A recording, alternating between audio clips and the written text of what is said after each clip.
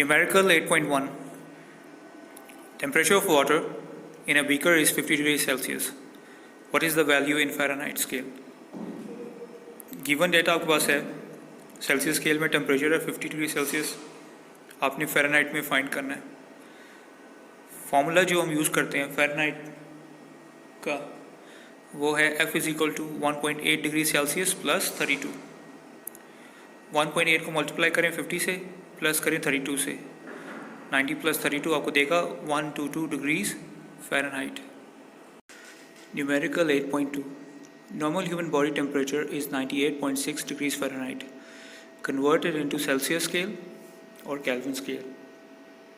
आपको टेम्परेचर दिया हुआ है फ़ारेनहाइट में 98.6 डिग्रीज फ़ारेनहाइट।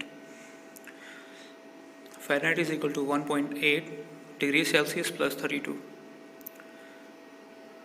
अब डिग्री सेल्सियस जो होता है उसके साथ 1.8 है प्लस 32 को आप दूसरी तरफ माइनस करेंगे, उसके बाद 1.8 को डिवाइड करेंगे, तो इसलिए 98.6 minus 32 divided by 1.8 will give you 37 degree Celsius. फिर से आपने केल्विन में आंसर फाइंड करना है। Kelvin is equal two degree Celsius plus 273। 37 plus 273 will give you 310 kelvins. Numerical 8.3.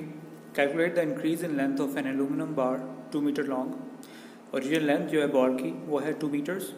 When heated from 0 to 20 degree Celsius. So सबसे पहले initial temperature आपका है 0 जो केल्विन में आपने फाइंड करना है प्लस 273। इसी तरह आपका फाइनल टेम्परेचर है 20 डिग्री सेल्सियस, वो हो जाएगा 273 plus 20 which will give you 293 kelvins. Change in temperature will give you 20 kelvins. Coefficient of linear thermal expansion is 2.5 multiplied by 10 raised to power of minus 5 per Kelvin. आपका formula आपने delta L find करना है। Delta L हमें पता है formula delta L is equal to alpha L not delta T.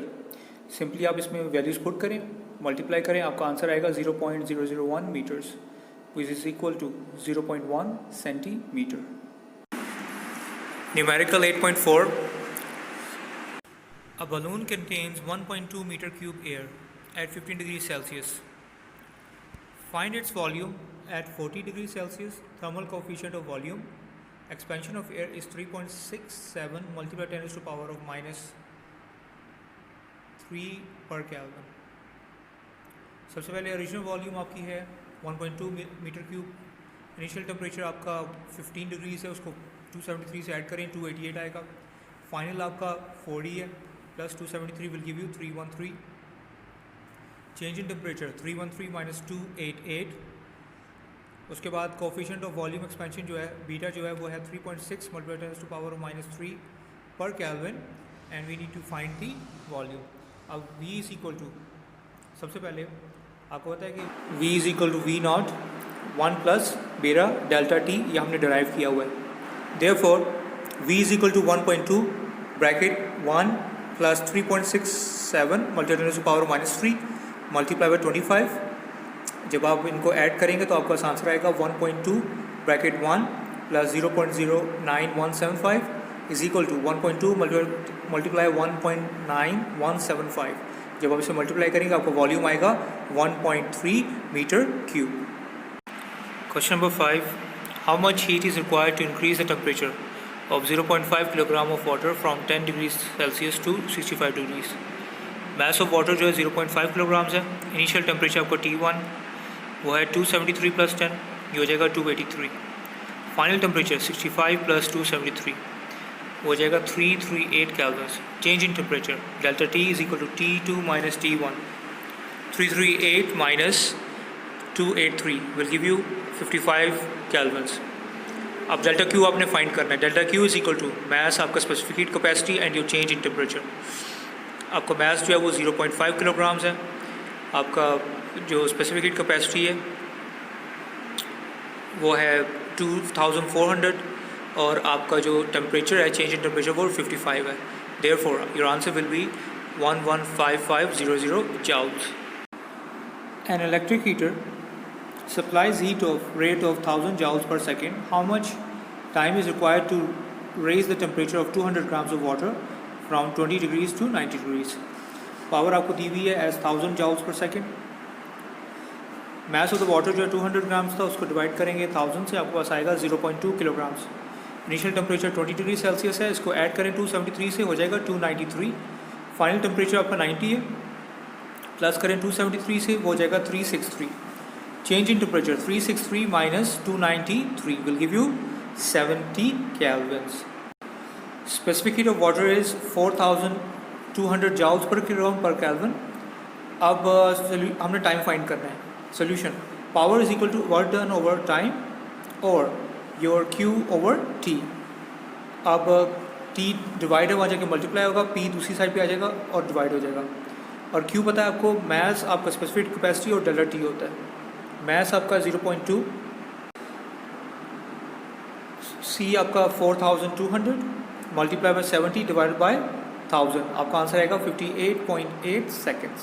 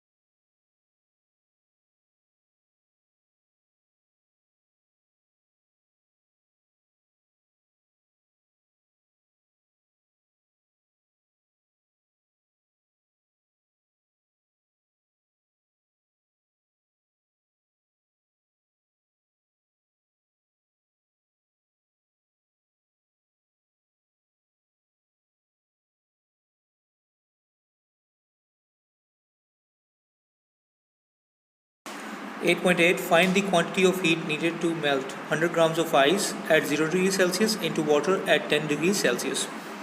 तो सबसे पहले हम लोग गिवन डेटा राइट करेंगे. स्पेसिफिक हीट ऑफ आइस जो होती है वो होती है 2100 joules per kilogram per Kelvin. Specific heat of latent heat of fusion भी हमारे पास है और स्पेसिफिक हीट ऑफ वाटर भी है. सबसे पहले मास ऑफ आइस दिया हुआ है 100 ग्राम्स, उसको डिवाइड करेंगे 1000 से, आपका आंसर आएगा 0.1 kilograms. Specific heat of ice C1 लेंगे as 2100 joules per kilogram per Kelvin. Latent heat of fusion of ice जो कैपिटल L से रिप्रेजेंट होती है वो 336000 joules per kilogram. Specific heat of water C 4200 joules per kilogram per Kelvin. Quantity of heat required is Q. सबसे पहले हम लोग -10 से 0 की तरफ जा रहे हैं हमारा टेम्परेचर.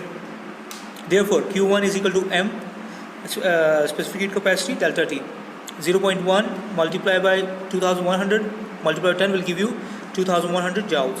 केस 2, अब हम लोग ज़ीरो में पूरा उसका स्टेट चेंज कर रहे हैं फ्रॉम सॉलिड टू लिक्विड.